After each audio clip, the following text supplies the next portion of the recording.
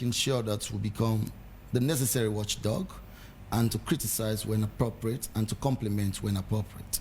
And thus, we raised red flags that indeed the proclamation made by the president that census will commence in December 2025 was appropriate.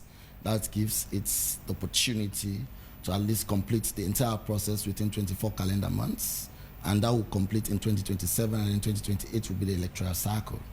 So the abrupt and just pronouncement from the general statistician becomes worrisome. So we saw it as a calculated ploy to at least constrain Sierra Leoneans by resorting back to the parliamentary constituency-based system to continuing with the district parliamentary block system. And this, if not checkmated at this particular time, will give them the leeway to at least achieve this unfortunate circumstance. And thus what we did as a party was to bring to the attention of Sierra Leoneans that, hey, wait a second. Remember, we challenged the district block system, that it will not give a fair representation of constituents as to exactly holding their members of parliament accountable, because they cannot exactly pinpoint a particular parliamentarian as per constituency. Rather, it's just a block system.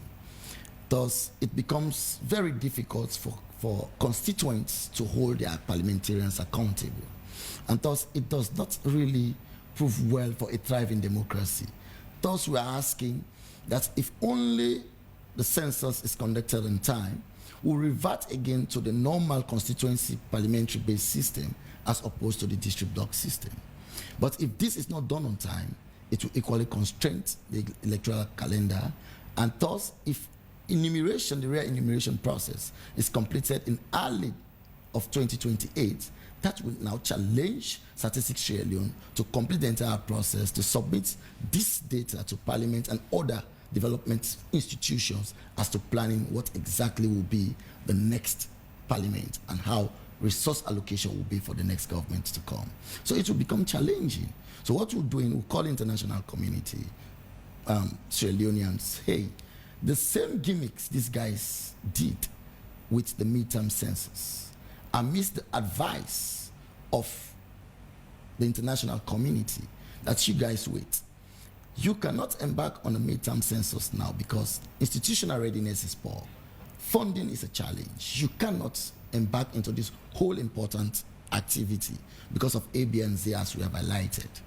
But the SLPP denied that advice, and they went ahead and conducted the midterm census, all because they wanted to achieve a proportional district block system, wherein they know that they will not, wherein they know the APC are already backed out of the midterm census. And because they know, because we backed out of the midterm census, we will not accept any data that will emanate from same.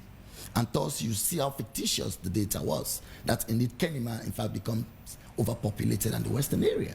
It provokes a reasoning that every reasoning person cannot accept those facts, ipsissima. And thus they resorted to saying, hence the APC is not ready to accept the midterm census as that data is being fraudulent. We, the SLPP, can equally not go by the 2015 census. So now we go for a buffer zone that we're going to pair both the 2015 and the midterm census to inform the next parliament. Thus they went to the Supreme Court to invoke a PR system. We challenged that particular application. The late Abdul Karim challenged that all the conditions precedent that will provoke us to go to a PR system are not prevalent. But yet the Supreme Court ruled against us and favored the current government. Then we resorted to the district block system. This is the same gimmicks they want to play. Now, the same mission has come. They look at the institutional readiness, staff capacity, funding are all challenging. And so they have advised that, hey, as proclaimed by the president, that we will embark on a census, the senior census in December. What we have seen, you don't have the capacity, financially, technically, and all other things been intact. You don't have it.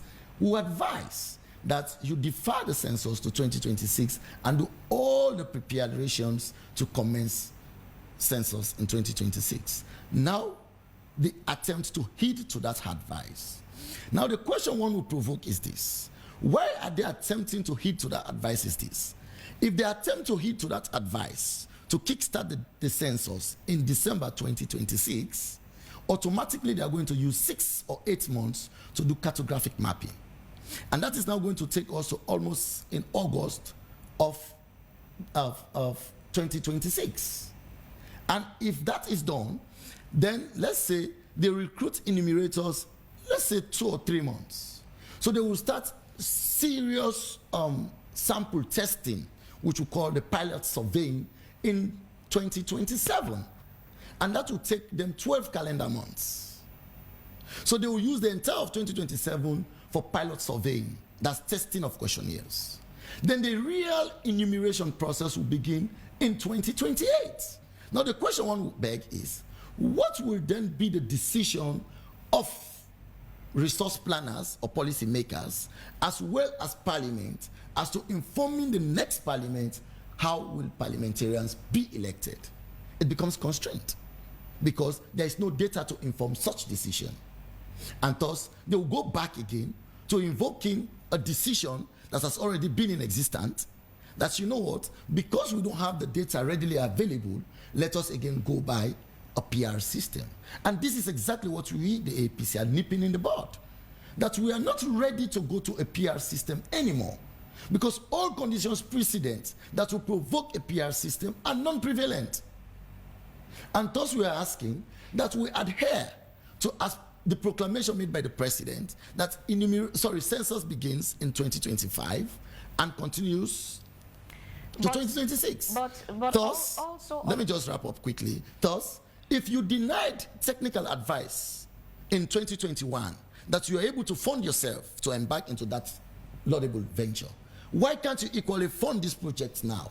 If you're only ready to play within the rules of engagement and see democratic good governance thrive. On the flip side there, Abdul Karim, on the flip side, this has come as well out of advice from other international partners who also understand census and how it works. I recall that prior to even now, some of the interviews we've had with Statistics Sierra Leone, they had given March of 2025 as a deadline to receive the funding to be able to execute according to the calendar. And failure to get that by March, it means they would not be able to meet the deadline. What would you rather have? Statistics Sierra Leone carry on with the census, even though it would be quite a significant challenge to get accurate data and to effectively put together, well, again, accurate data. Would you rather allow them postpone it, or would you rather get a flooded data? Firstly, we will not allow them to postpone it, but however, we want a credible data. It comes to the willingness of government. But the possibility of getting credible data within this timeline is challenged. Now, it comes to the willingness of government. At first instance, I cited that experts advised them in 2021 not to embark on same because they wanted to achieve a goal. They funded it. If the willingness is coming from government to fund a 37 million project, they can do it. Only if they think that that particular venture is going to give them the required goal. But now they are deliberately denying to fund it because they are now hiding under the shield or in the guise of saying, we don't have fund and there's no funding availability and thus we want to defer. But because that will give them... The APC itself previously, repeatedly, has alluded to the economic situation in the country. So what informs that decision now or conclusion of the APC to say government is deliberately not funding the census, when the APC itself has spoken repeatedly about how deplorable the economic situation in the country I will cite is? the Minister of Finance, Dr. Fatamana. Is it Fatamani? Is it Kuroma or Dumbo? I don't know his exact surname.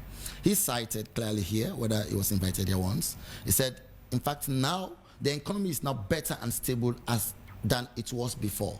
So even when we were faced with the harsh economic challenges, in their own words, in 2021, they were able to fund it. Not now that they are relatively saying the economy is now stable, it's relatively thriving now, things are working well, that they cannot fund it now.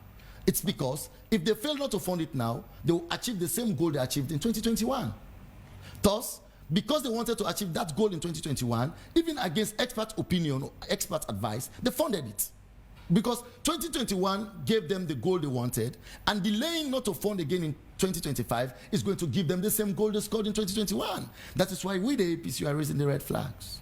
Okay. And we are telling international partners and donor partners as well that, hey, it's like the SLPP is not seriously committed to good governance and democratic good tenets. Thus, any attempt to skew the process, they will meet us with a very fierce resistance. Right, we are just trying to guide them to do the right thing for the interest of Sierra Leone. This is not partisan politics. It's for the interest of Sierra Leone and for proper planning. So, you know, if you actually get them to go ahead with this, this would also be against the advice of some of these international partners, which I read in the introduction, that have advised them that it's not wise to go ahead according to the 2025 calendar they had started with. Amongst all the findings that we are highlighted or earmarked by the international partners, funding becomes a challenge. And so thus we are saying, if the government is willing, they can provide the funding. Thank you very much, Abdul. William, you've listened to Abdul making submissions this morning. He has hypothesized, he more or less prognosticated what would happen, you know, if this is not done or be done in time. What are your views from a civil society perspective? Well, in the first place, I want to plead with AYV.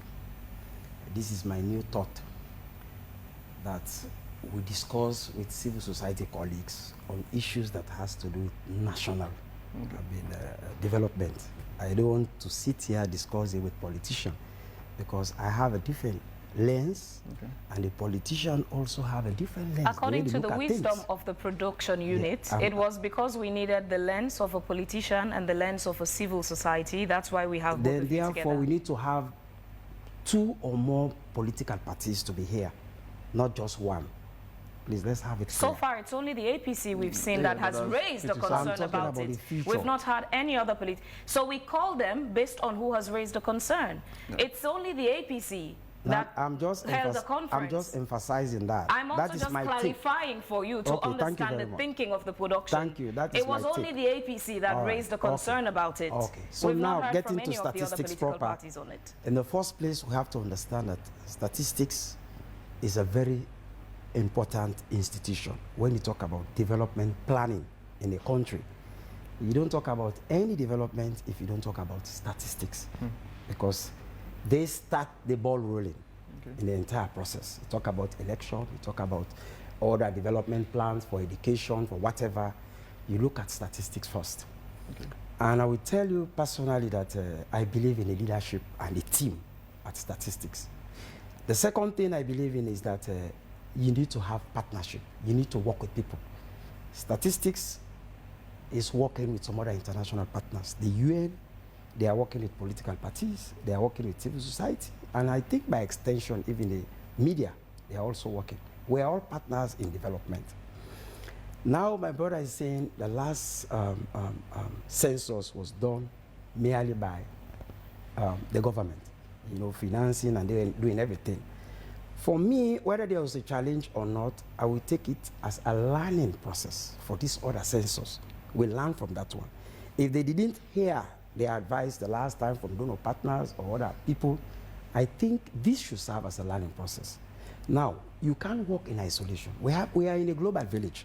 There is no way somebody can say, no, I will do this alone. No, it's not possible. They've done their planning and everything. They have saw it, that whatever logistics they have is not enough to take them. You can recall that even the last census, people were crying, we have not received our salaries or allowances and all the rest of it. So many other challenges were there. And this time around, UN, for that matter, a strategic partner, is saying, no, we are giving you technical support, we are giving you logistics and all the rest of it. But that one can only work if you extend the time for the census. You know, the president had proclaimed that December was going to be, for statistics.